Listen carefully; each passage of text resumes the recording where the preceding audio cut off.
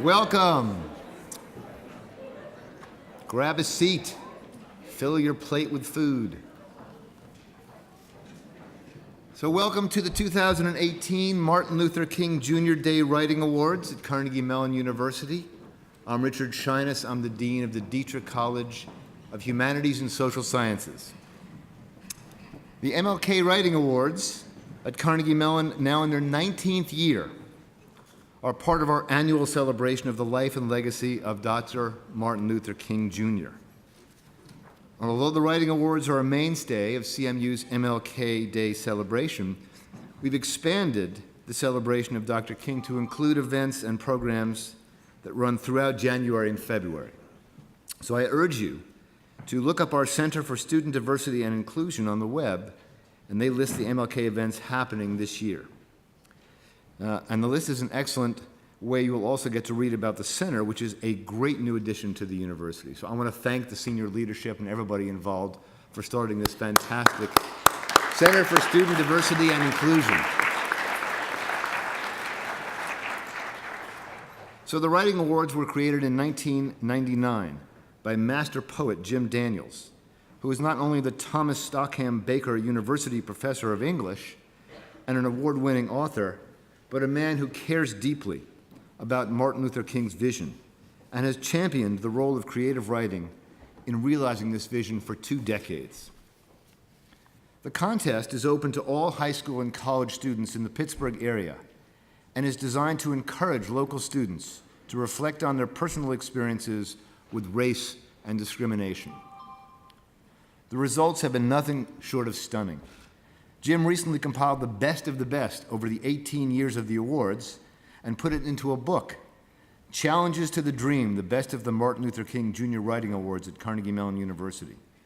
I urge you to get it. It's a fantastic book. You can pretty much open it randomly and come across prose and poetry that's moving, revealing, captivating, and in many cases, breathtaking. The winning entrants this year are no different.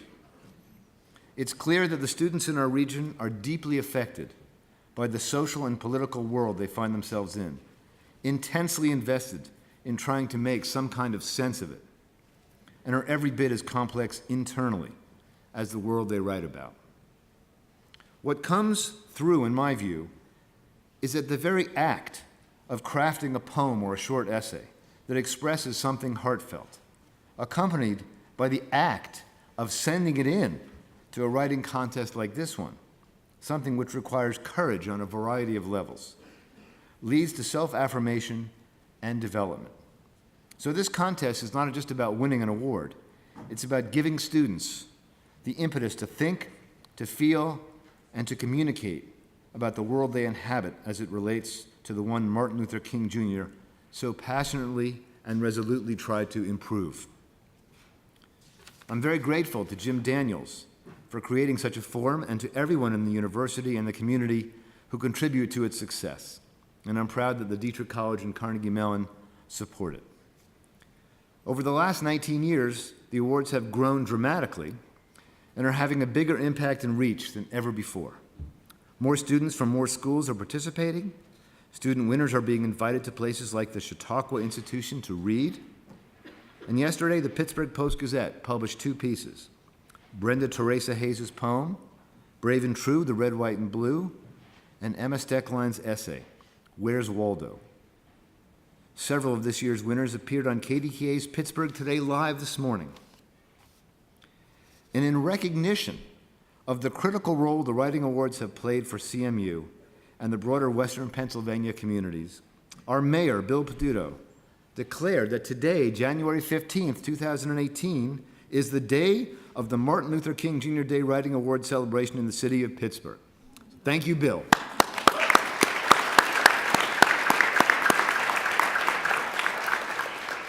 And before we get to hear from our brave student winners, I'd like to take the chance to welcome them and their families to Carnegie Mellon's campus. We're delighted to have you all here. And it's great to look out upon this audience in a day when the weather is not entirely cooperative and see so many of you come. So thank you very much. You're welcome.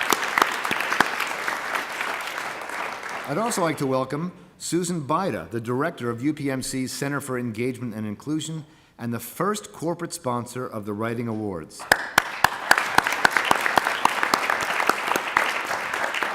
You'll get to hear from Susan in a moment, but I think it's absolutely wonderful that UPMC has decided to financially support the Writing Awards and their mission. So thanks, UPMC, once again.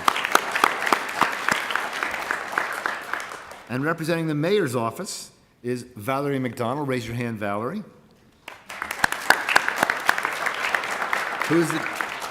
Valerie is the Chief Urban Affairs Officer for the City of Pittsburgh. And from our own Carnegie Mellon administration, we have Interim President Farnham Jahanian and Interim Provost Lori Weingarten, along with several other members of our leadership team, so thank you all for coming. And as I mentioned before, these awards would not be possible without Jim Daniels, who not only founded the program, but still directs them. I'd also like to thank the MLK Writing Awards team, Charnel Smith, Shiloh Ray, Kitty Shropshire, Stephanie Jondro, and Dan Hirsch, for all of the work they do all year long to support this program.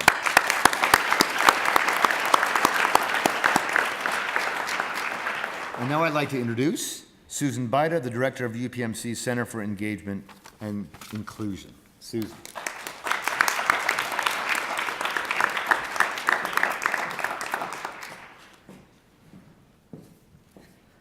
Good afternoon, everyone. It is such a pleasure to be here today. It's an honor to be amongst you for the Martin Luther King Jr. Writing Awards Day at Carnegie Mellon University. It's an honor to be among such talented and diverse students here in Pittsburgh. Thank you to Professor Jim Daniels for establishing these awards and enabling our community to continue to have these important conversations about racial and cultural differences. And thank you to Carnegie Mellon for the opportunity to speak on behalf of UPMC as the reception sponsor.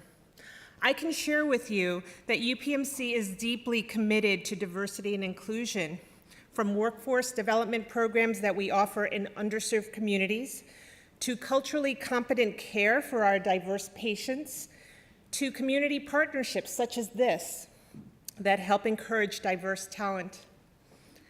As an employee and as a woman and as a person of multicultural background, I am half Korean and half Ecuadorian of Syrian descent.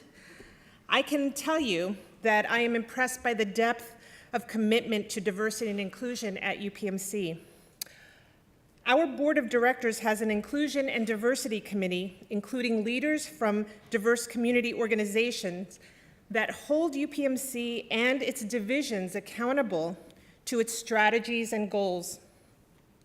The commitment stems from the very top, which is crucial for a corporation with such an aggressive diversity and inclusion agenda. And I'll share some examples of what is on this agenda.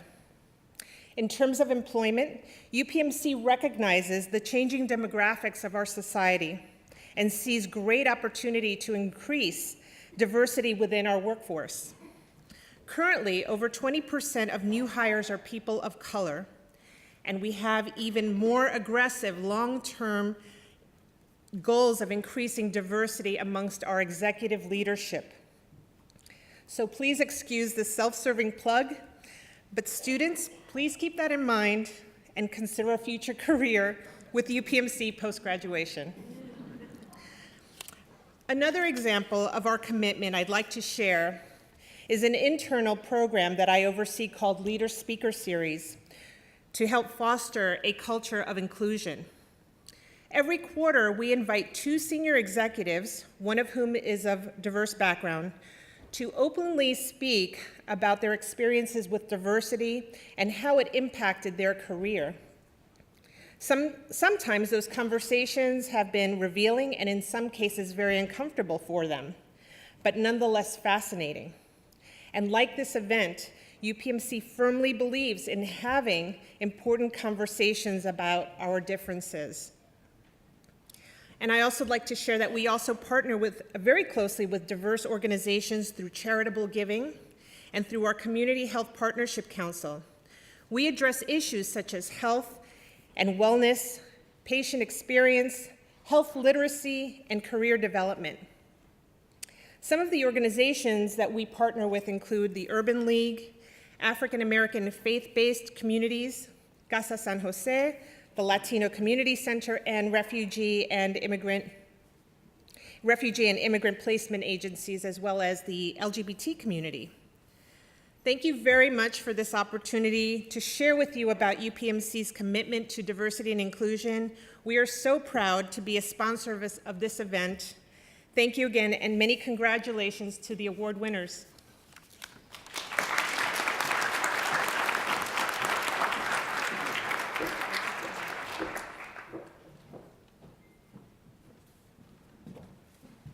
And now, it's my privilege to introduce Shernell Smith, who is the Assistant Director of the Center for Student Diversity and Inclusion, and one of my favorite people at Carnegie Mellon. Shernell.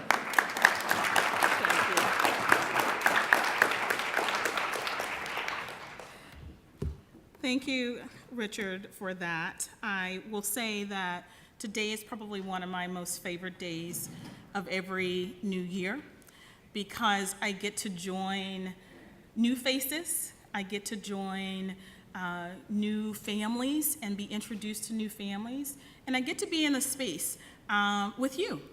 Take a look around.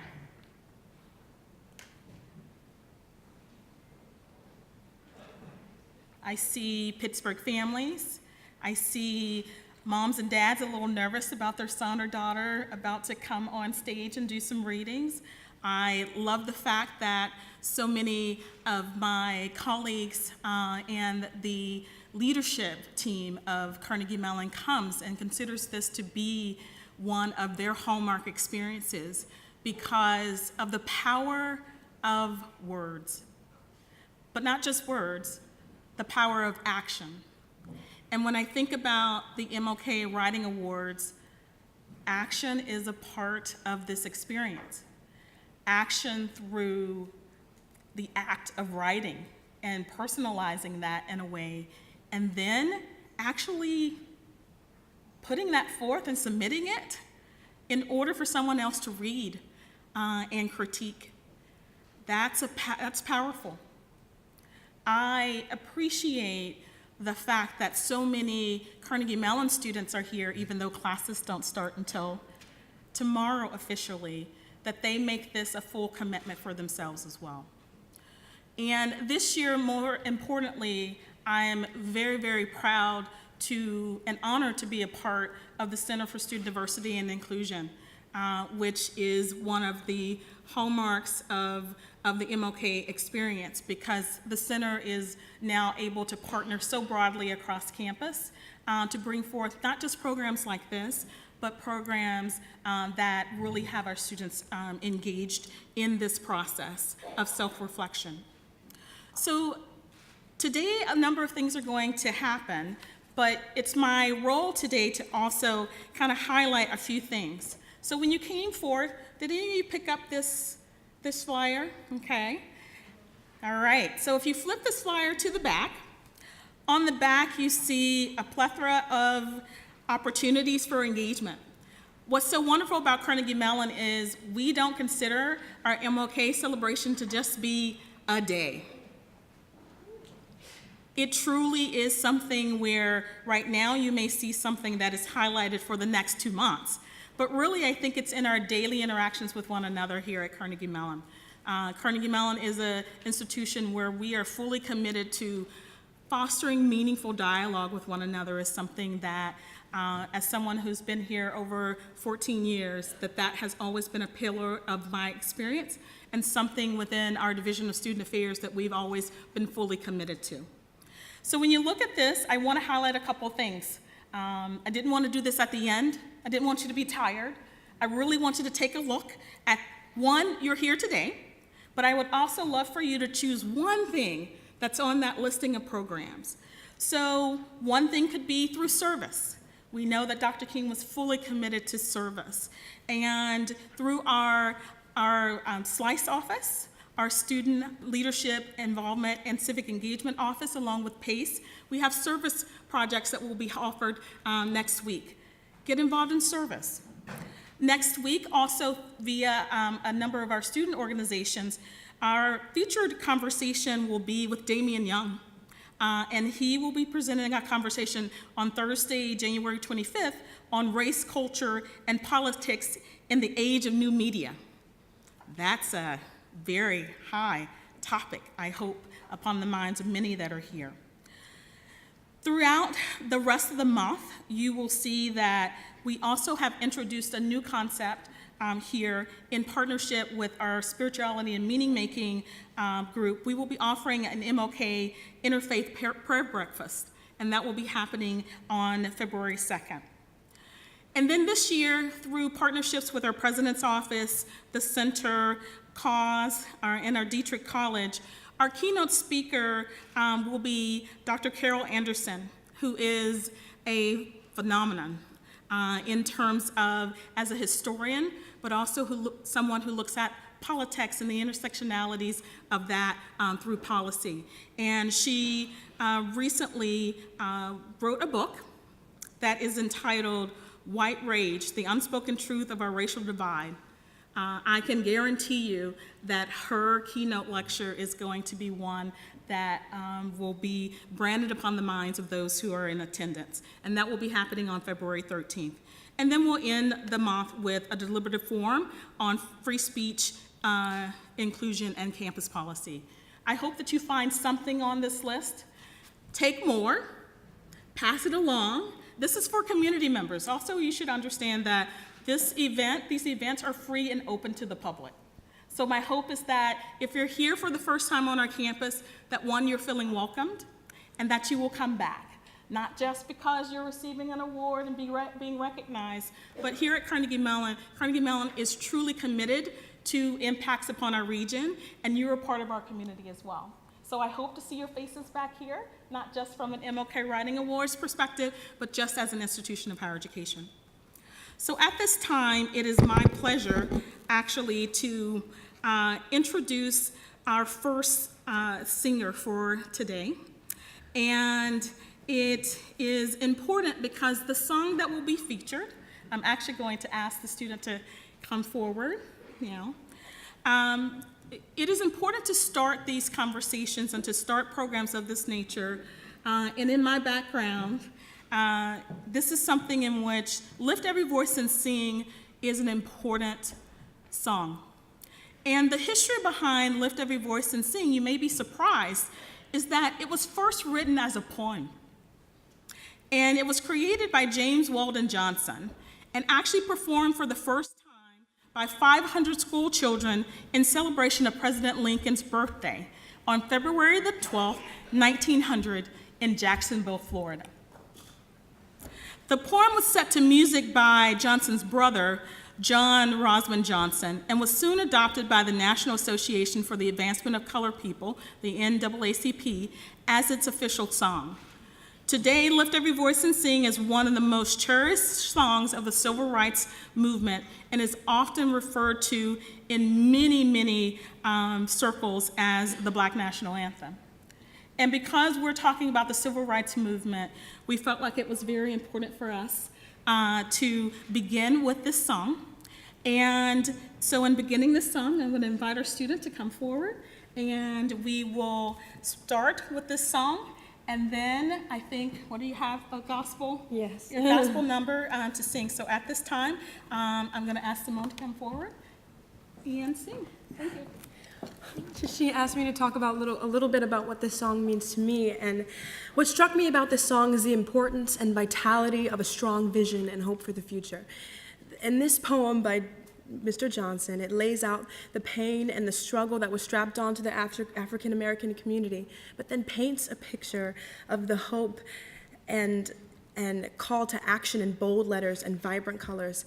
It's hard and necessary to acknowledge the pain that you're in, but vital to envision the dream that where you want to be. And as you listen to this song and hopefully read the whole poem soon, I admire and encourage you to look for the switch, the flip, from where he uses an operative word like yet and but and at from and until now, and that's the call to action. And I hope you take that as a call to action and a propel forward for the African community in the way that only you can. Lift every voice and sing till earth and heaven ring, ring with the harmonies of liberty.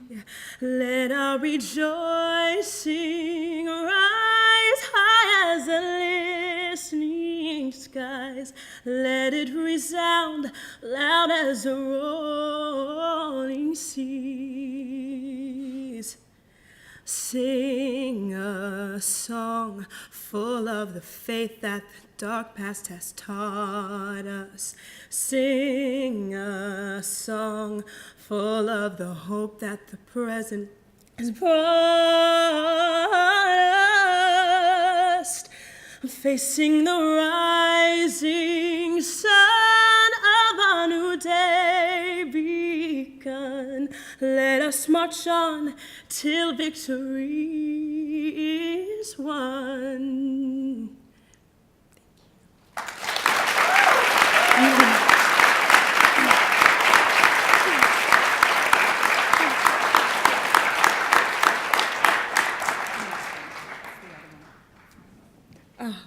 Entiendo. Right here.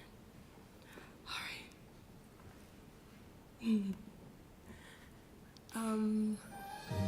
This is a song I really love and means very much to me. Feel free to praise and worship as you'd like.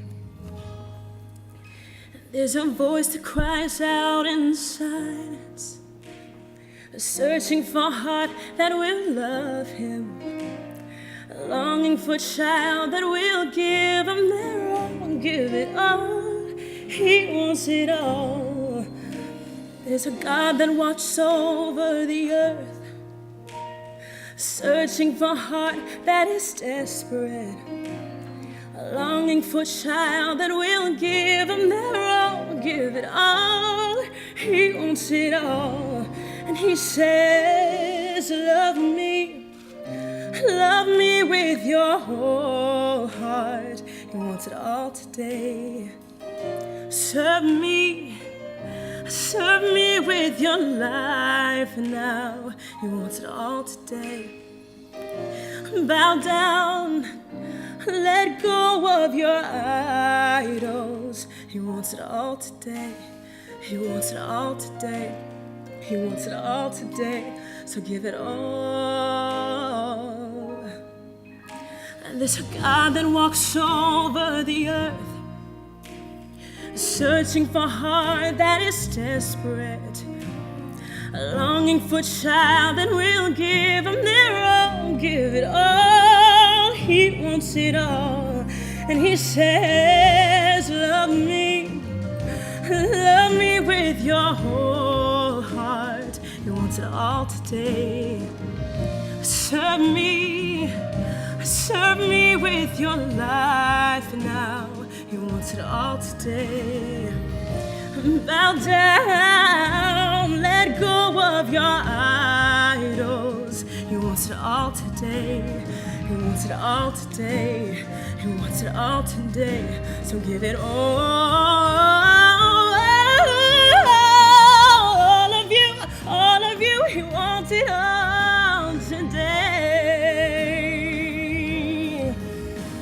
And all of you, he wants it all today. All of you, he wants it all today, today. He wants it all today. He wants it all today, so give it all. There's a voice that cries out in silence, searching for a heart that will love him. Longing for a child that will give him their all, give it all. He wants it all.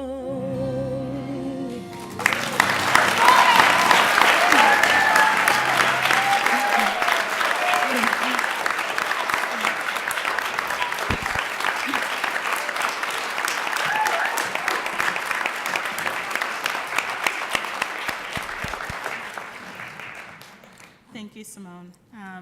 At this time, it gives me great pleasure to introduce my friend, my colleague. I will say to you, Jim Daniels is an inspiration to me so personally. And in many ways, I know I coined him as like the poet laureate for Carnegie Mellon, but in many ways, he is the consciousness around these social issues for our institution through his writing. So at this time, I'd like to introduce Jim Daniels, who will carry us forth throughout the rest of our program in terms of our writing awards. So Jim, please come forward.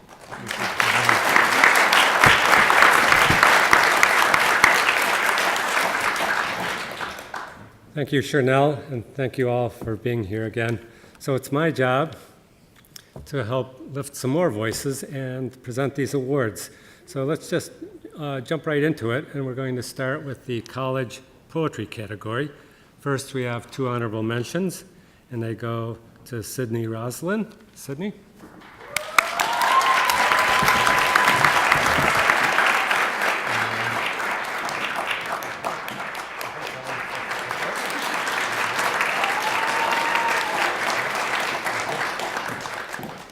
And our other honorable mention goes to Navia Singla. Navia?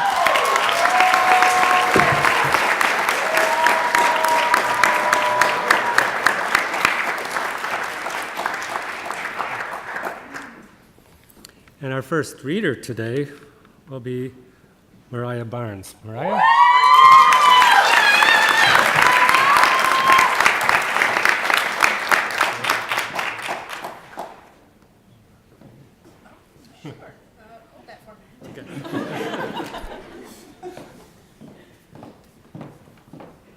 Hello.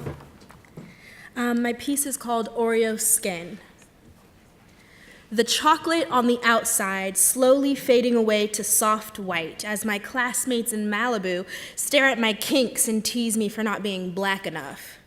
Coming from Butterworth Hospital in Grand Rapids to the buttery smooth waves of Malibu with the taste of sea salt in my mouth every day.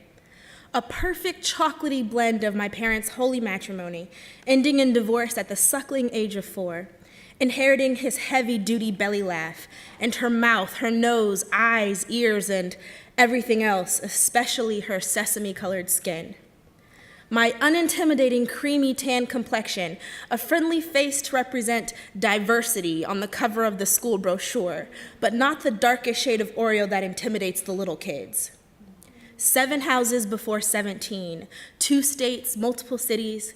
My mother spent her whole life in Detroit on Terry Street, 18 years of hot coal and cold winters before clawing away to get to DC, Howard, the historically black college that she didn't want me to attend. I don't want you to be the best among black people. I want you to be the best, period. Her determination bred me. My father's calloused hands sweep over the keys of his sax, music flowing from his heart. He's in love with his smooth sound. His rhythm and soul pulses through my veins. Don't the strength and character from my mother and the heartbeat of jazz and blues inherited from my father qualify me to receive a black card? Or am I defined by the similarities between the color of my skin and a cookie? Thank you.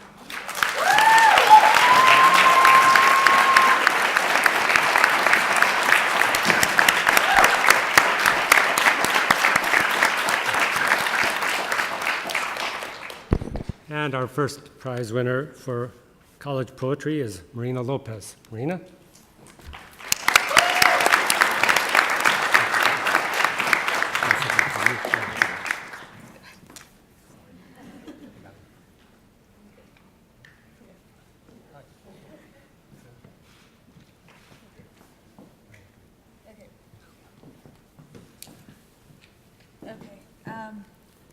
Thank you, everyone. So I wrote this poem in September after it was announced that the DACA program for children of people who immigrated to the U.S.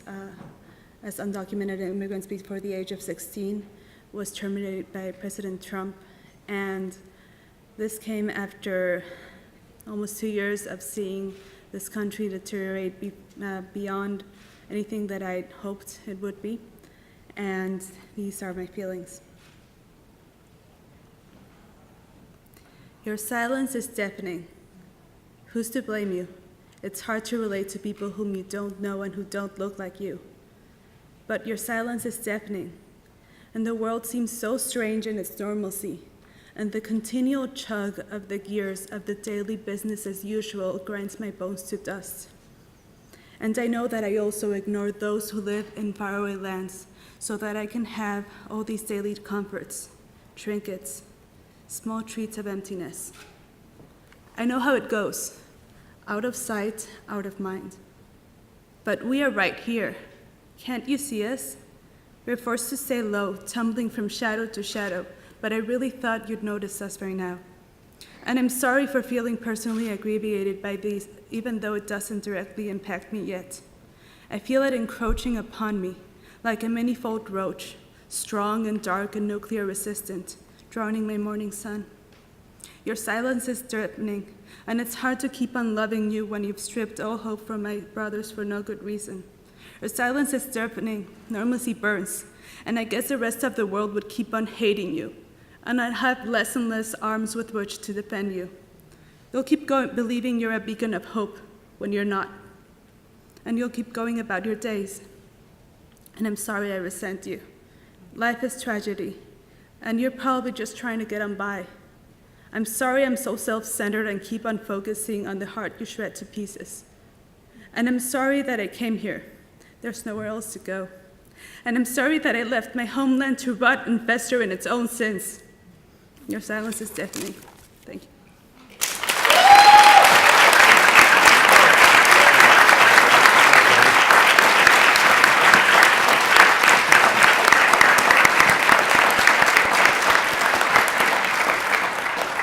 Thank you, Marina. And now we're going to move to the College Prose category, where we have an honorable mention, Anjana Murali. Anjana?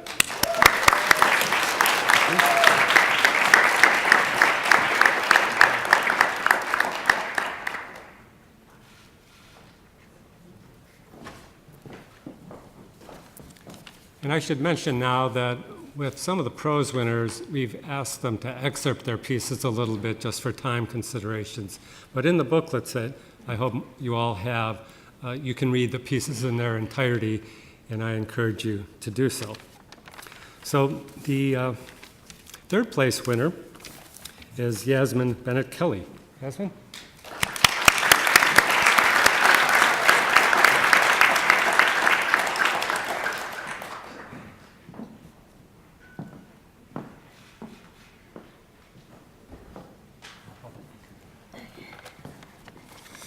Hello.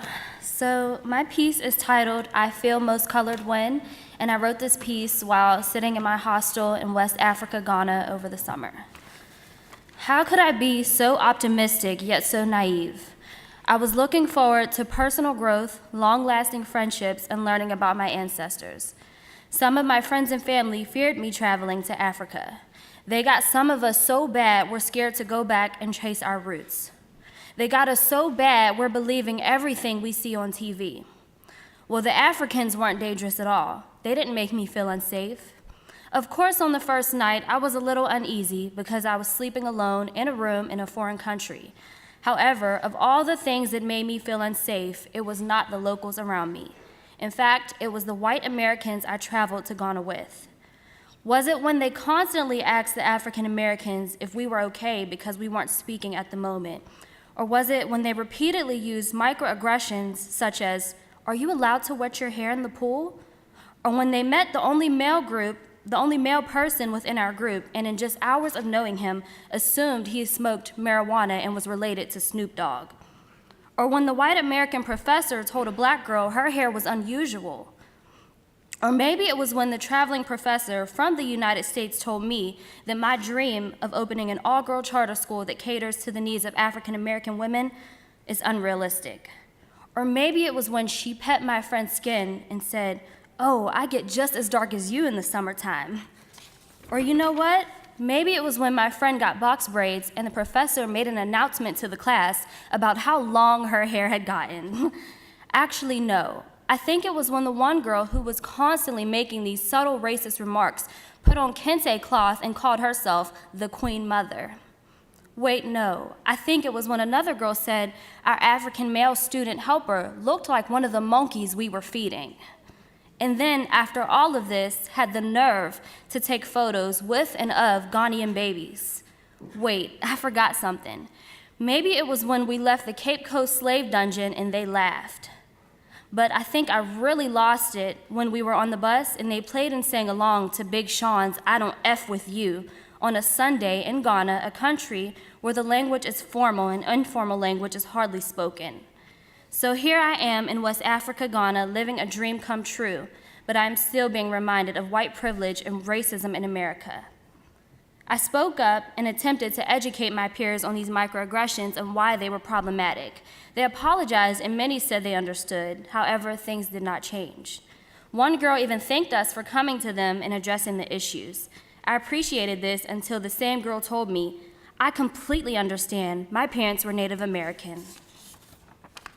Although most of the microaggressions weren't directed at me, I treated them as if they were. The other Black students and I became family. I even met 2 wonderful friends who became my sisters.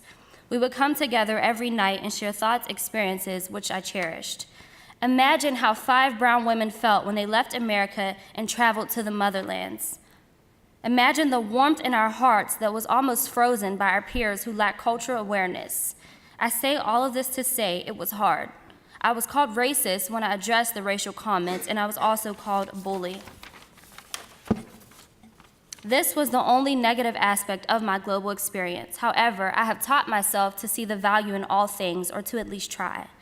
So when I got past my angry stage, I thought about the systems placed to keep Blacks below and whites above. I thought about my white professor who taught me what white privilege really means. I thought of the divisions within the Black community. I thought about the representation of people who look like me. Imagine being called names for standing up for your family. That's how I felt. Then I realized, you can call me every name in the book, but I will stand up for my brothers and sisters until the day I die. At times it gets exhausting being Black. I really start to feel what Malcolm X was trying to do. But I have some ounce of faith in humanity. I may be an optimist, but I truly believe we can do better and we will. Like Dr. Martin Luther King, I too had a dream. I dreamt of visiting Africa someday. I dreamt of a world where the standard of beauty was people who looked like me. I experienced that. My dream come true. Now we shall wait the same for Dr. King's.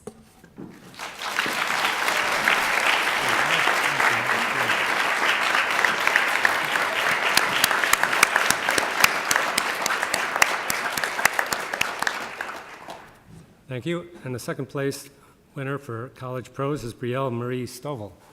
Brielle?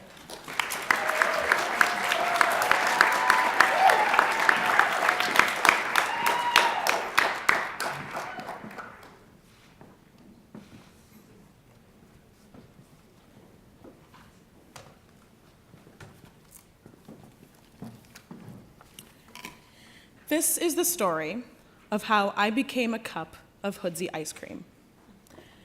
The star of every birthday party was always the grocery store sheet cake, accompanied by Hoodsie ice cream cups, the paper ice cream cups that couldn't hold up as soon as the sun met the ice cream, causing it to melt, with the wooden spoon that was bound to slice the inside of your mouth as you hastily downed the mediocre ice cream inside.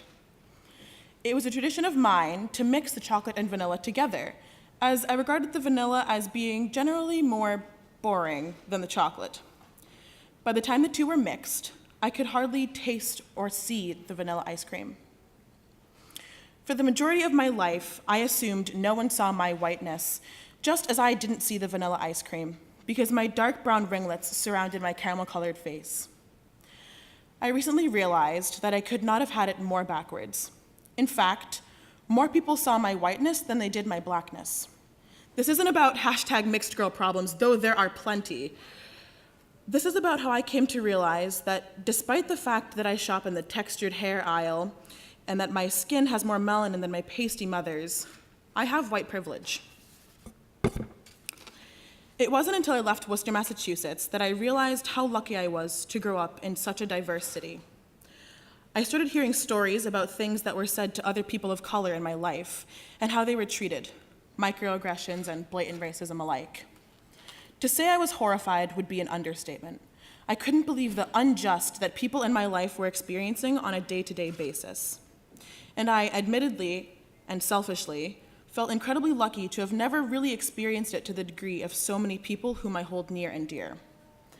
This most recent summer rolled around, and I decided it was time for a hair change. So I decided to have extensions braided into my hair. It wasn't an easy decision to make, though. I contemplated this decision for quite some time, as I was worried that I wasn't black enough to pull it off. This hesitation alone was enough to make me start questioning how I viewed myself and the role that I play in society as a biracial woman. What does it even mean to be black enough? And why do I feel like I'm not? I did it anyway and found the answers to these questions. I waitress part-time at my neighborhood Applebee's back in Massachusetts. It's slow over the summer, and most nights I make less than $80 in tips. It's far from the ideal summer job, but I find myself enjoying my time there nonetheless. I went to work the day I had my hair done and was immediately met with a multitude of varying reactions, which was to be expected. My manager, a large, middle-aged white man, immediately made it very clear that he wasn't fond of my hair. He told me it didn't fit my personality and that it made me look like a gangster. I had hoped his reaction would be the worst of it, but instead it only primed me for the next 2 weeks. I noticed a shocking shift in the way people spoke to me and treated me at work. Customers seemed surprised when they found out that I was a college student, not to mention a student studying opera at Carnegie Mellon. Microaggressions kept flying at me from all angles, whether they were comments made in line at the grocery store or a classmates in daily conversation. I immediately found myself wearing my reading glasses more often because I realized when I wore my glasses, people seemed less surprised by my level of education. The most shocking and blatant change I experienced was the amount of money I was making at work. My sales remained the same, but I went from making around $65 to $70 per night to somewhere between $40 and $50. This remained true for the entire 2 weeks I had braids. When I talked to my mom about these changes I was noticing, she said to me, "You see, Brielle, for much of your life, people always saw white Brielle. And even though you're the same person, you look more like black Brielle." Now, she wasn't saying this to excuse the way people were behaving. It was merely an observation, and she wasn't wrong. It was in that moment that I realized I had become the Hoodsie ice cream cup at every elementary school birthday party. My vanilla had been completely masked by my chocolate, to the point where people didn't even remember that I'm half vanilla to begin with. That experience made me dreadfully aware of a lot of things I hadn't considered before. It made me reflect on my own identity and what it means to be black. But beyond that, it made me think twice about my own immediate reactions to people. Too often, I find myself making assumptions about people based off of shallow judgments. Having now been on both sides of the judgment coin, I can't be angry towards the people that treated me the way they did. The assumptions I find myself making are, more often than not, societally driven, and I believe that to be true of most people. The hard part is learning not to act or speak upon those judgments. That experience also taught me something huge, the privilege that I possess simply because I'm half white. It isn't something that I ever thought about until it was taken away from me, but having had that experience made me reflect on what it means to have white privilege.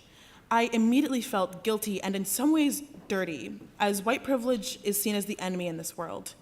That said, privilege isn't something we can avoid in today's society, nor is it something we can control.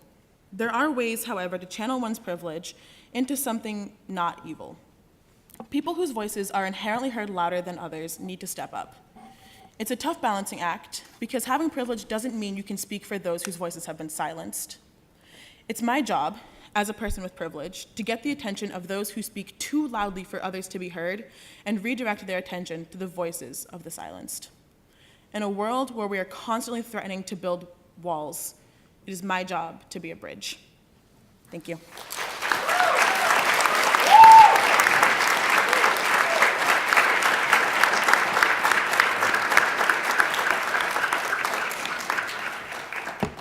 Thank you. And our winner for the College Pros is Brian Broom. Brian?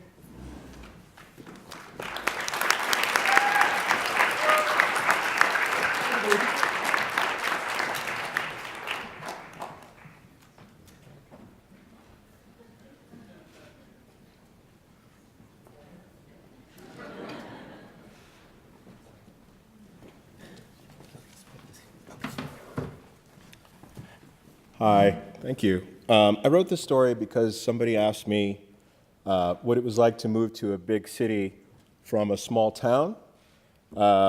So this is my story. And I'm cutting it off because there's adult words, and it's too long. There have been times in moments of solitude and silence that I have literally taken my right hand, placed it over my left shoulder, and patted myself on the back for surviving small-town Ohio. I deserve it. And if you're a black person from small-town Ohio, you deserve it too. Go ahead, do it now. Pat yourself on the back and be proud that you are still standing upright, because I may be biased, but I'm fully convinced that the entire state of Ohio is nothing but a racist cesspool.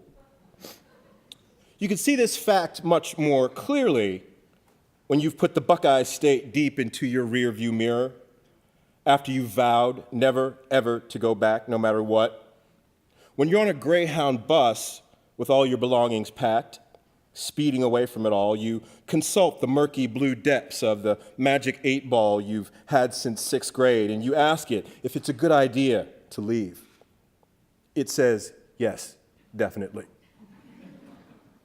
Of course, you don't know that you're living in a racist purgatory when you're growing up in Ohio. When you're a child, your immediate surroundings are your whole world, and you just accept over time that your blackness makes you less smart, less capable, less worthy. It seems that every election season, we as a country are shocked simply because of Ohio's geographical placement that it always seems to go red as a baboon's ass. But I'm never surprised. The entire state is the long-lost child of Jim Crow, aching to get back into her mother's loving arms. The state of Ohio wears a black psyche down until either you get good at football or you leave. But then again, perhaps I'm biased. I couldn't wait to get out. And when I was old enough, I moved to Pittsburgh. It's not far, but it was a city, and I knew from television shows that cities were sanctuary for black people. No more would I have to deal with small-minded, racist, white attitudes. I moved here. I reveled in my newfound freedom from racism, ignoring what I didn't want to see. I made friends with white and black people, and then Pittsburgh slowly revealed itself to me. Back in Ohio, I disobeyed my mother once and left the house when she was at work. We lived just outside a small, basically rural city called Newton Falls, and I needed to go into town. So I set off on foot, forgetting the fact that even when I was in Newton Falls with my mother, she never let me out of her sight. There were rural roads leading into the city limits, no sidewalks, so I took off on foot the way you do when you think you're a grown-up and certain that nothing in this world can harm you. I don't remember why I was going to Newton Falls. That knowledge has been deleted from my memory, but I do know that it was the most important thing that had ever been up until that point. And I remember that my mother just didn't get it. So I walked down a dusty road, the trees so high on both sides that they created a ubiquitous shade, and I could hear the sounds of wildlife, crickets, in the daytime. It was a road that my mother had driven me down several times on our way to the Sparkle Market to buy our groceries. My feet had never touched it before. It seemed vastly different on foot, unrecognizable, longer, spooky, dark green, and ominous. Cars whipped by me so fast that I hugged the side of the road, almost in the ditch, and whenever I could hear one approaching from behind, every muscle in my body would tense. And as the road laid itself out before me, I was helplessly exposed. And the road got longer and longer, so long that I began to wonder if I had even gone the right way. And then I heard the slow, crunching rocks beneath tires behind me. Not the scattering of them under wheels of a car that was driving by at 60 miles an hour, but the slow crunch of gravel, signaling that the vehicle behind me was slowing down. I hoped that it was someone I knew, maybe one of my mother's friends who would scold me and then force me into the car with the promise that they would tell my mother on me immediately. I prayed for this, but my prayer went unanswered. My first friends in Pittsburgh were Todd, a white, red-headed, and muscular fireplug of a dude, Melissa, a white brunette with cat-eye glasses and a political bent, and Antoinette, a tiny black lesbian with a shaved head and a progressive attitude toward sex. We were liberals in the city, and everything was all lit up. We loved to go out like you do in your 20s, and had managed to become part of the scene. I met people with pet rats and learned how to do drugs off nightclub toilets and order martinis. We wore leather pants and danced until dawn, nothing like my sleepy town I left back home. And we went out at night, we were prepared to have the time of our lives, even better than the time of our lives we'd had the previous night. This was the kind of urban existence that I had dreamed of, with the whole city lit up like a jukebox and all the endless freedom that to do what I wanted. There was no mother to tell me what to do and tell me that I had better not leave the house. There were clubs, hip coffee shops, and cabs as far as the eye could see, and I loved it. We were headed bar hopping when Todd remembered he needed cash. The hustle and bustle of downtown Saturday night was all around us, and people laying on horns and shouting at one another. Those who had already been out for the evening were stumbling down the sidewalk, leaning against each other for support. I looked good. I had done my best to tie a necktie in a way that I have since learned is dead wrong. It hung around my neck like a noose. Melissa wore her usual ensemble of black head to toe with clunky boots. But Antoinette had gone all out.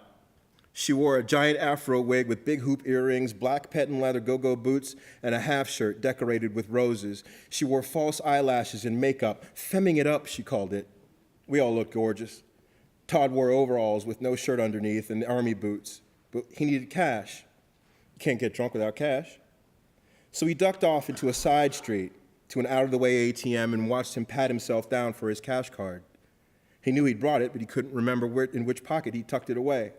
So he stood there lined up, him at the cash machine, frantically patting down his own body, Melissa behind him, having decided that she too could probably use some extra cash, and me and Antoinette standing behind them, both on the sidewalk. We laughed at Todd, telling him that maybe he left the cash card up his ass, in which case he would never find it. We laughed and never once thought how this arrangement might look to someone on the outside. 670 County Highway 114, Newton Falls, Ohio, leads to the epicenter of Newton Falls, which back then boasted one supermarket and laundromat and a variety store, the urban core. Newton Falls was all white people, and I wish I could remember what it was that I wanted so badly at that variety store that I disobeyed my mother. I dismissed every cautionary tale she'd ever told me about white people and took off on foot directly into enemy territory. Whatever that thing was, I have blocked it from my memory. But I do know that it most definitely was not worth the trip.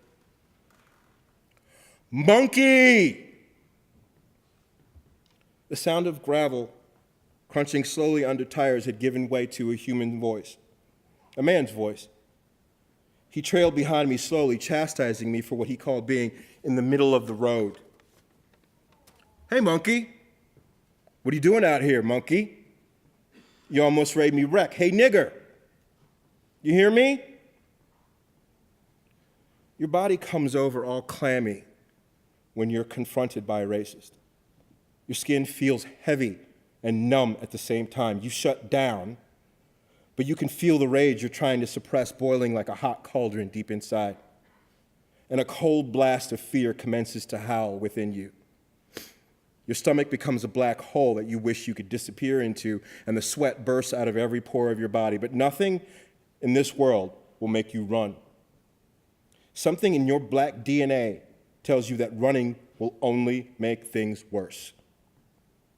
You bite your tongue when you're alone, because there's no doubt in your mind that these people think your humanity to be so non-existent that they would have suffered no moral conflict in killing you and dumping your body into the Mahoning River. The man's voice behind me continued to taunt. Only now he's not talking to me. He is now talking loud enough just for me to hear. There is someone else in his car. I'll leave it there. Thank you.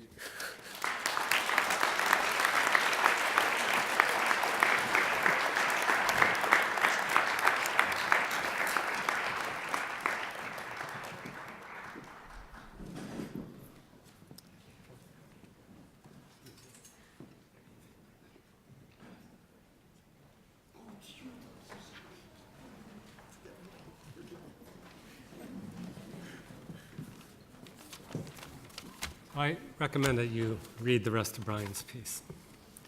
So now we have a musical performance by L.H. Gonzalez and Simone Jones, along with guitarist Avery Devine and cajon player Jude Caminos. So, are they ready? Okay.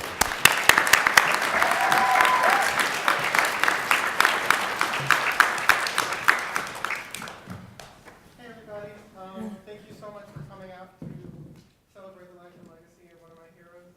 I think on this day I'm really taking the time to remember the importance of why I write.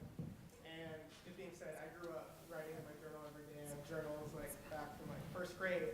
And it wasn't until about the presidential election of 2016 that I had a really tough time getting some of my words out on paper. Oh, the mic's on. There we go. On? Yeah, all right.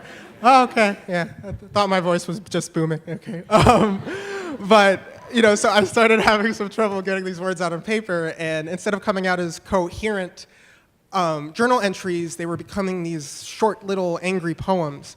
And at first they kind of had this nihilistic tone and view of democracy. And it wasn't until I really took a moment to reflect about all the sacrifices that my ancestors and the people that came before me made that I realized, you know, my grandparents and my parents too, and all the people before that had to deal with much worse problems than having a racist in the Oval Office. And if they can deal with that, I can sure as hell not let their sacrifices be in vain and keep on fighting. So that being said, I started writing poems with a little more of an fighting force and an optimistic voice, and I penned them under the name L.H. Gonzalez, which pays homage to my Afro-Latino culture. L.H. is from my great and great-great-grandfather. My great-great-grandfather was a man named Leonard Henry Spivey. He was the president of the Houston Negro Chamber of Commerce, and he was on board for the Houston Negro Carnegie Library. And he went to Houston Tillman and went on to give birth to a son, Leonard Henry Spivey II, who went on to be one of the first black men to attend Harvard. And while he was at Harvard, he had to sit in the back of the classroom, he couldn't live on campus, he couldn't buy the books that were available to his white classmates. And even though he graduated, him, along with my great-grandfather, Leonard Henry Spivey I, they were still being called Lenny and Leonard by younger white men as a sign of disrespect, to show that even though you're a college-educated man, you still don't deserve any respect, any approval. So to combat this, they both changed their names from Leonard Henry Spivey to L.H. Spivey. So white people would be forced to call them Spivey as opposed to Lenny, and would have to call them their last name to show respect. And then Gonzalez, which is the second part of my name, is paying respect to the beautiful Puerto Rican family that adopted my mom, the beautiful Puerto Rican family that is paying for me to be standing right here in front of you right now, and the beautiful Puerto Rican family that lost its farm to Hurricane Maria, that wakes up every day at 7 a.m. to help the beautiful village of Coupe, where they're from and where they work, without the help of FEMA, which was hardly any help at all. So that being said, this poem, it started off as a poem, I turned it into a song, Manos de Abuela, is in dedication to them. You ready? Could you try strumming?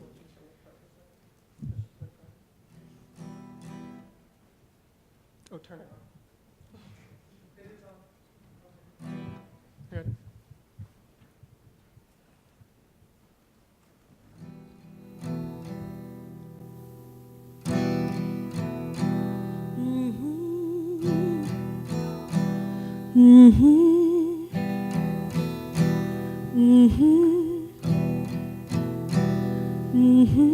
Grandma's hands clapped in church on Sunday morning. Grandma's hands play the tambourine so well. Grandma's hands used to issue out a warning.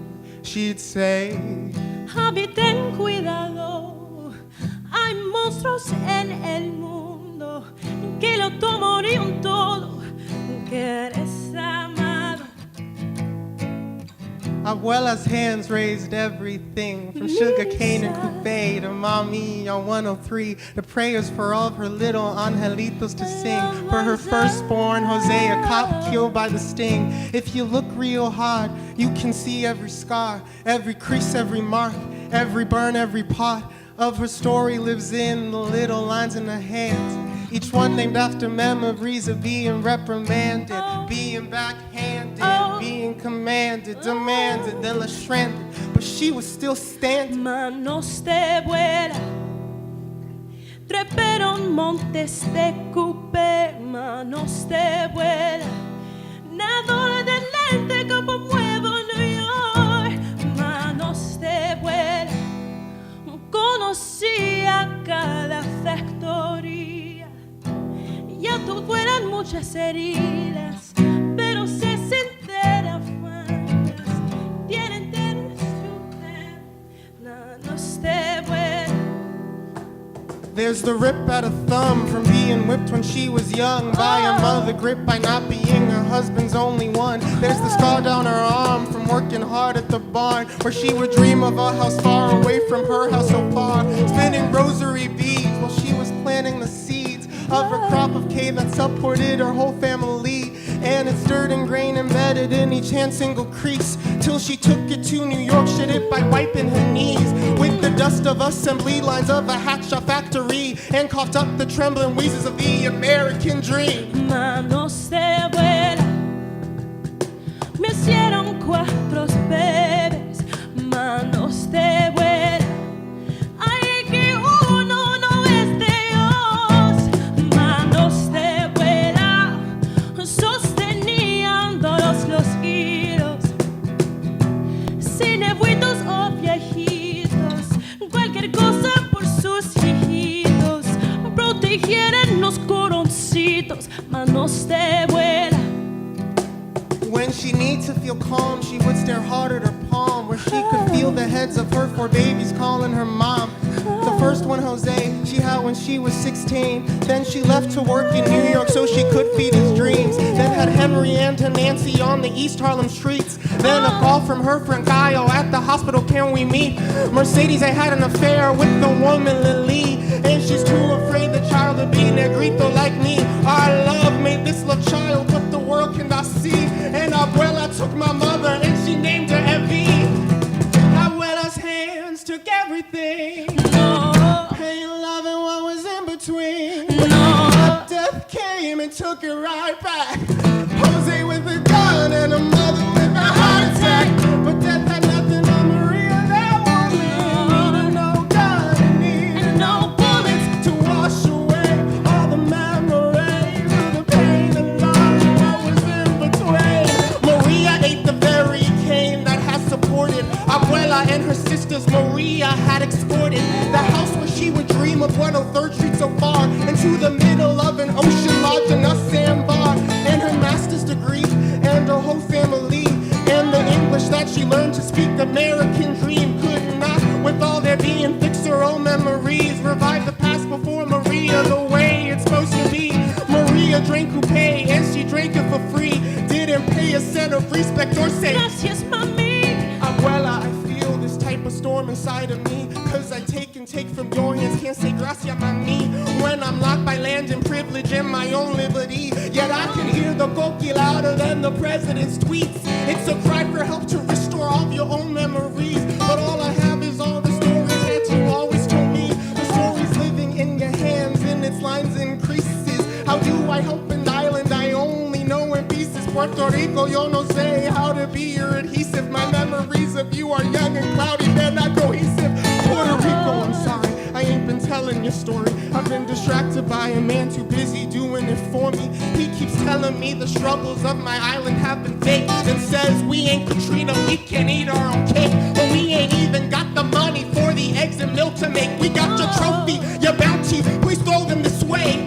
Last time I checked, America was red, white, and blue. Last time I checked, Puerto Rico was 2. Last time I checked, Rita Moreno sang to me that Puerto Rico's in America, that we are all free. Last time I checked, school's not a privilege but a right. Last time I checked, Pierre lost his schools in just a night. Last time I checked, it wasn't cause of a storm. Last time I checked, we were promised more than tax reform. Last time I checked, I was scrolling news feeds and buzz feeds of Kim and Kylie and kneeling athletes. Just roll away the nerves from no calls from family far. But then I looked at my hands and saw how fresh they were, and how my abuela will it start and burn so mine could be fresh to spur the revolution which shall televise over all the genders. So we can rebuild Puerto Rico, and you heard it here first. If we can serve by Miss Maria, we can take even more. We can trump all our oppressors, they are only monsters. Hiding in the closet, they're too scared to even come forth. But yo vivo sin miedo, my skeletons I can't unearth. Sometimes I down my ladder roots, I lose them in the dirt. But Abuela's hands rescue me and submerge me in their worth. I can feel them quenching all my questions and all my thirst. Cause Puerto Rico, you are all my skin and all of my birth.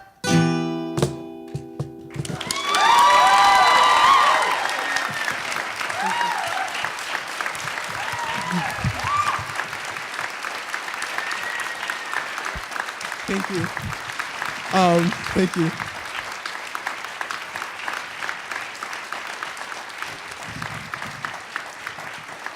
Thank you, guys. Thank you. I just wanted to also take a second to say that I'm a part of a team led by a Carnegie Mellon student, Rosana Guernica. We're a team of 6 Puerto Rican CMU students, and we've been fundraising to charter planes to Puerto Rico, and to this date, we've raised over $200,000. We've evacuated over, thank you. Thank you. Thank you. And what we do is we take critical care patients, people with things like diabetes, cancer, leukemia, that can't get the medical attention that they need on the island, and we reunite them with their families or places where they can stay in Florida, in that part of the United States. Sometimes we bring them up to New York. We've evacuated over 196 of these patients, and we've brought over, I got you. 76 500,000 pounds of supplies. If you like what you heard today or want to check out how to help and donate, you can check out LH Gonzalez on Facebook, Instagram, Twitter, and you will find all of the information that you need in order to help and donate. So thank you so much.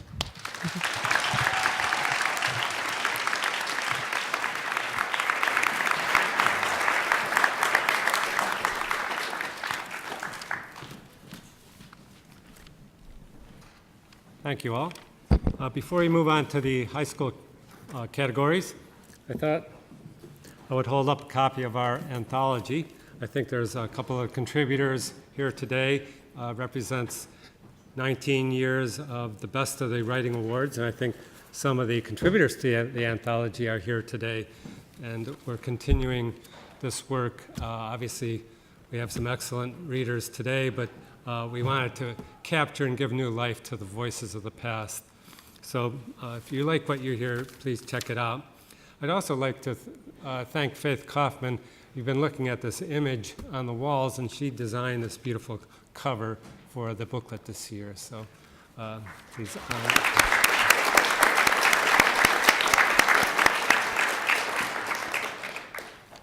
So now we're going into the high school poetry category, and we have an honorable mention for Madeline Figas.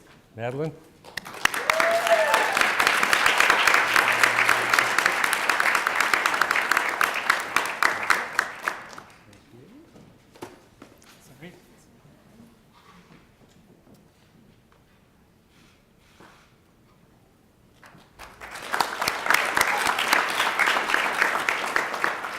And we have another honorable mention for Suhail Gurabi.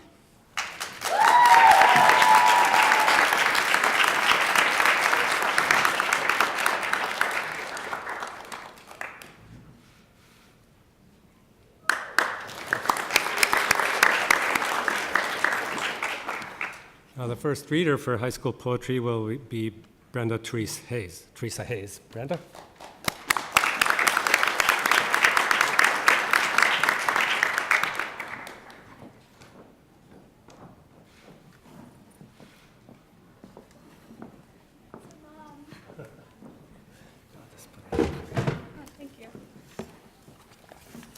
Hello, my name is Brenda Teresa Hayes, and my poem is called Brave and True, the Red, White, and Blue.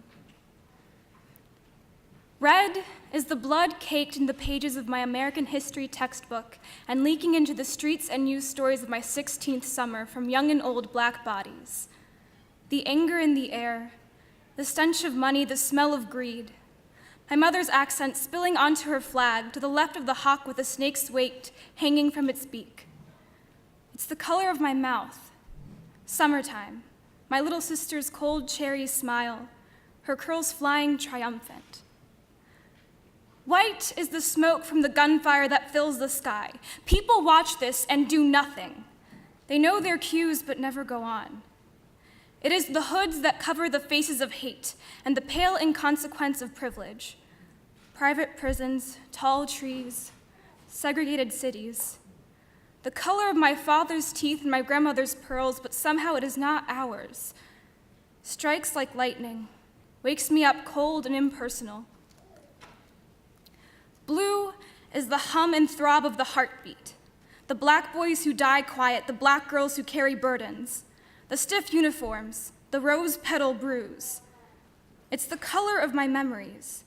I dip them in this ink and hope I forget them, but they stain the inside of my eyelids and torture me when I try to fall asleep.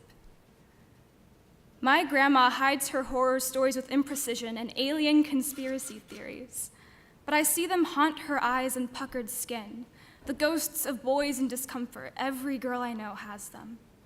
Like the two boys I didn't know, knocking on my car window, holding the door handle, laughing at my head shaking no. This is how the mixed girl's heart breaks, that brown magic show. They walked off because that was just another Thursday. Even as I parked my car and tiptoed to the theater, they lingered in the air as I stomped my feet into lonely and alone, because I am always lonely and alone. Thank you.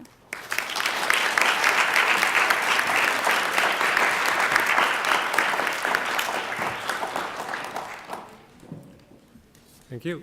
And the first place for high school poetry, Chelsea Lewis. Chelsea?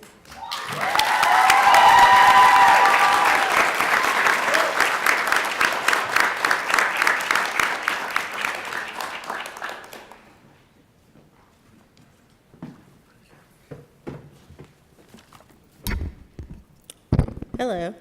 Is that good? Okay. This is my piece entitled Still Black. I sit in my kitchen on a wooden stool while slowly sinking in black blood. I weep while watching Channel 2 News, black babies with red X's across their faces. I'm breathing the air of the deceased. I look up to the heavens and wonder why our blessings are cut so short. I inhale, hearing hummed spirituals and cries. I exhale, we're near nothing left. I strut and glide on molten bones. I hear I'm pretty to be black. I just want to be woman. I'm stuck in between changing this skin into something lighter, telling myself to be softer, or embracing it. I stare face up into the sun, waiting to darken, melt, charcoal puddles, waiting for days to brighten. I remain resistant, pressing my fists into the sky, kneeling. I remain black, sweet like cocoa beans, yet drowning in bloody seas. Thank you.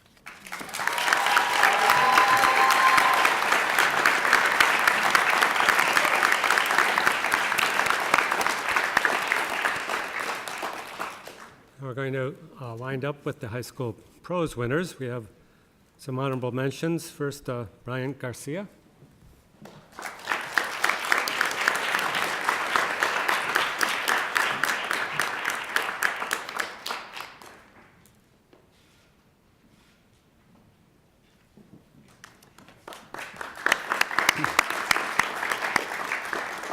And Aaliyah Thomas.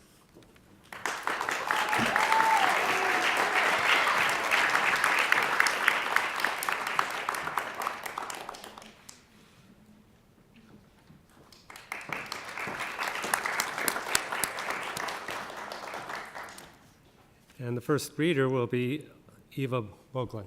Eva?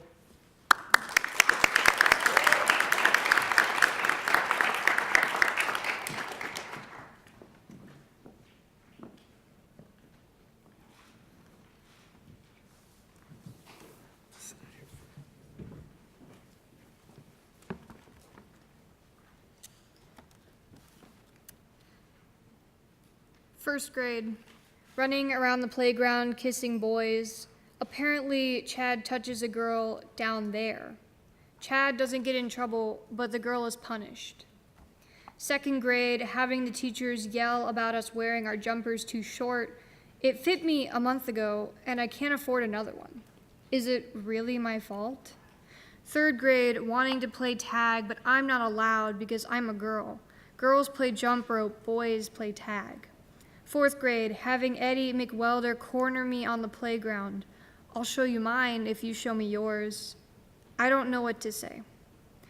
5th grade, having the teachers take all the boys into the other room to tell us why having sex is a bad idea until marriage. The boys just get to watch a movie and play board games. 6th grade, getting my period and ruining my khaki pants. All the boys laugh at me and call me gross until I cry. 7th grade, telling my crush I like him. He says yes, only to ask me to send him naked pictures so he can share them with his friends. 8th grade, learning what the word slut meant and being called one because Andrew spreads a fake rumor that I blew him in the locker room.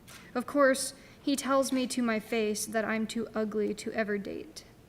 9th grade, meeting a nice guy and going to his house for dinner after a week of dating. 9th grade, finding myself alone in his room with his hands around my neck and his pants down to the ground. 9th grade, feeling violated as I am too afraid, too humiliated to scream for help. I don't know these people. I don't want them to see me as some sort of victim. 9th grade, him pulling up his pants, telling me I should feel honored that someone found me attractive enough to put their dick into. 9th grade, sobbing to my best friend, wondering if it's my fault. I shouldn't have gone to his house. I shouldn't have been in his room. I shouldn't have been a slut. 9th grade, staying up until 2 a.m. while the hospital performs checks. A pill a day keeps the pregnancy away. He said to me that if I get pregnant, he won't let me get an abortion. 9th grade, learning the police decided not to pursue. He is an honor student, and I'm a slut, or so it seemed. Why ruin someone's life just because a slut claimed he raped her, that he put his hands around her neck and forced himself upon her even when she kept saying no? 9th grade, being afraid to go to sleep because I might dream of him, might remember the feeling of his hands around my throat, failing whole classes, falling asleep at my desk because I can't deny my body its basic needs, sleep and food, and according to the police, sex. 10th grade, flinching when someone's hand touches my shoulder. Sometimes it's easy to play off, other times it's harder. I don't remember his face anymore. I remember his hands, that it felt good. Deep inside some primitive part of me, it did feel good. That makes me feel worse than anything the cops could say, anything the adults could say. It felt good, even if I absolutely despised it. 10th grade, wearing my purple jacket. I haven't taken it off since that day. Purple jacket girl, that's what they call me. But I don't dare take it off. The moment the polyester leaves my skin, I am a girl again, powerless to defend herself against the world. This jacket makes me ugly. This jacket makes me plain, but it also makes me feel safe. 10th grade, getting into a fist fight because I'm angry. Angry at the world that doesn't take the time to give a damn. Angry at myself for my own weakness. Angry at the guidance counselors that don't know how to help me. Angry at everything and everyone. I can't keep running away. 10th grade, spilling my feelings down on an empty page in hopes that somebody will finally listen, wearing my purple polyester jacket. I'm sorry, I'm sorry, I'm sorry, I'm sorry for being a slut. I'm sorry for feeling pleasure from it. I'm sorry for crying whenever I dream of his big, broad hands. I'm sorry I wasn't born a boy.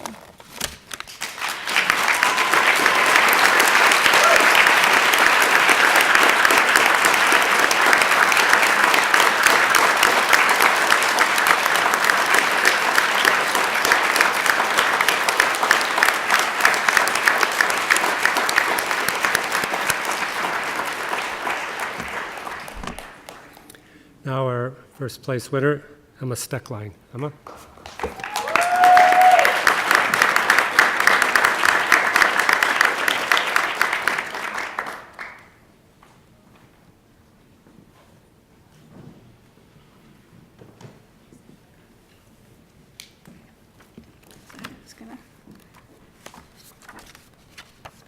All right. So this is my piece. It's called Where's Waldo? I remember I was at a party once. It was a friend of my mom's, and she was moving away. One of the organizers of the party had her cousin come over. I helped him set up the flowers, and we talked. I remember he talked with that stereotypical gay accent, but I couldn't assume anything because that would be hypocritical of me. I remember I hoped, though. I hoped that he was gay. And at first, this thought rang off the bars in my brain as something wrong. Guilt slugged through my veins on my hand as I arranged the candles like he told me to. I guess I felt bad because I didn't want to push it on him. I've heard people throw around the word gay to anyone that fits the fabricated mold, and I didn't want to be that person. The more I thought about it, I realized that meeting him was a novel thing. The assumption I had was born out of want. I had never had any gay adults in my life before. I wanted somebody to look up to. Somebody real. Somebody who is proof that it isn't something I will grow out of like people have told me. Sometimes I forget, since I'm surrounded by teenagers who are queer, that we really don't have any role models. I remember seeing two women kiss each other and having to stop for a second. We might see this in social media, celebrities who have come out, but so rarely in real life do I witness the people who aren't famous, the people like me, LGBTQ+ people who don't have a platform, who just want to be. It's like I'm looking at a Where's Waldo book. It is impossible to find any representation between the busy pictures choking the page. The other day, my sister told me that there was now a gay character on the Disney Channel. My first reaction was fear, something in me that didn't feel right. I know it has been done well before, including people from the LGBTQ+ community and the media has uplifted me, has made me feel valid, represented, accepted. But the other 80% of the time, I'm surprised the character even has a name because it seems like their only personality is gay, transgender, lesbian, etc. They come out and all of a sudden their only plot line is their queerness. And I understand to some extent, because we can't ignore the oppression people face when they come out, the dangers even. At the beginning, it makes sense. But I've seen the people around me as they're struggling with their identity, and it isn't every single thing they talk about. That is false to make that our only storyline, because we are not just our gender or sexuality.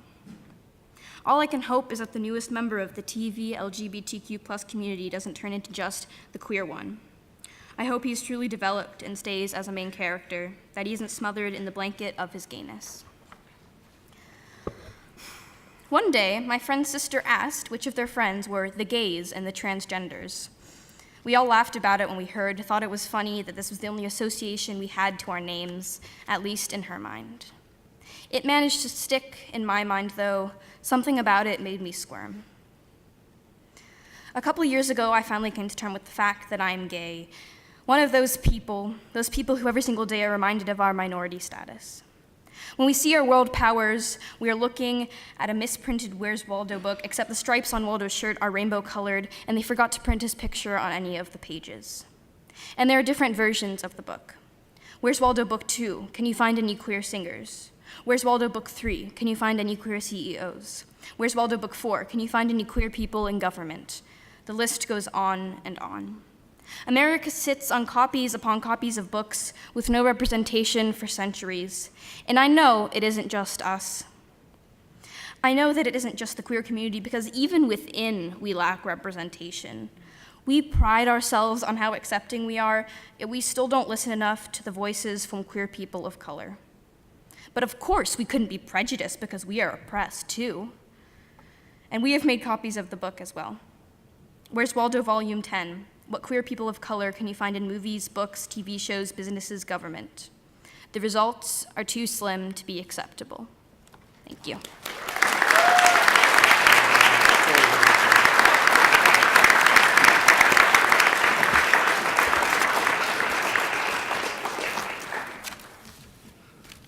Okay, now we're going to give the individual school winners the strongest submission from each school that participated. Because this event for us is about creating community and recognizing the different communities in the Pittsburgh area coming together to discuss issues that so often divide us. And we really want to recognize the fine writing being done throughout the Pittsburgh area. So, first of all, we have Ilham Hussein from Fox Chapel High School.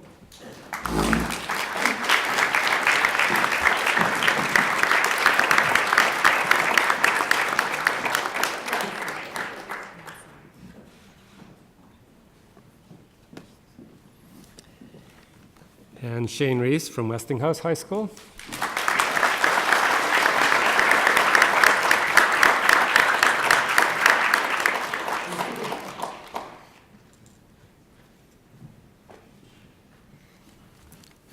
And Andre Hilliard from Woodland Hills High School.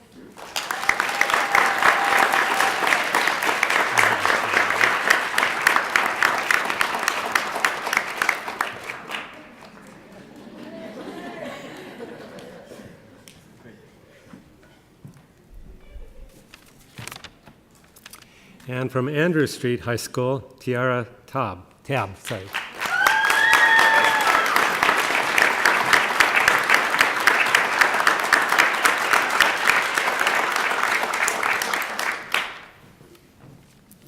And from the Neighborhood Academy, Bryant Jordan.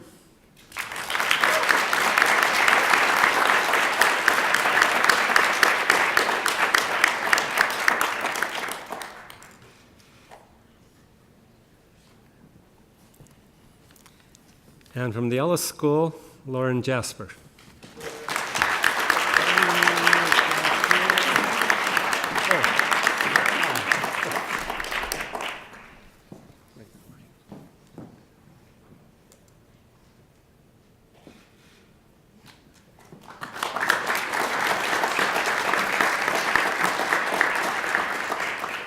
And from Shadyside Academy, Elijah Roberts.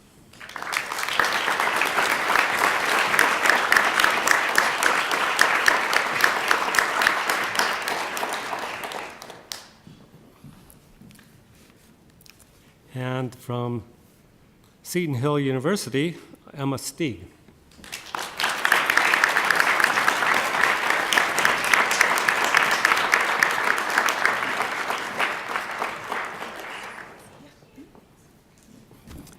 Did I miss anybody? Okay, we're good. So now we're going to begin to wind things up with another musical performance. We're going to welcome back to the stage Brielle Marie Stowell.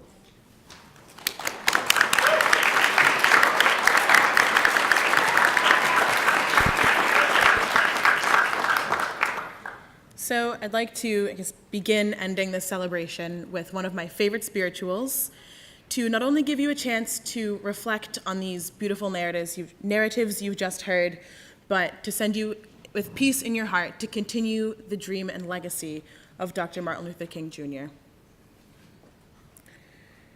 In the morning when I rise, in the morning when I rise, in the morning when I rise, give me Jesus, give me Jesus, give me Jesus. You may have all of this world. Give me Jesus. Dark midnight was my cry. Dark midnight was my cry. Dark midnight was my cry. Give me Jesus. Give me Jesus. Give me Jesus. You may have all of this world. Give Jesus. Oh, when I comes to die, oh, when I comes to die, oh, when I comes to die, give me Jesus, give me Jesus, nobody but Jesus.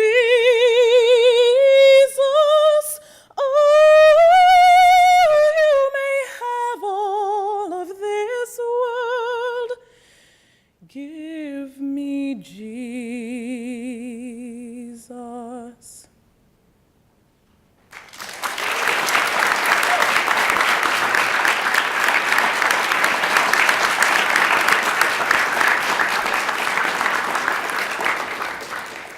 So that's it for this evening, but I would like to give one more round of applause to all the performers and readers.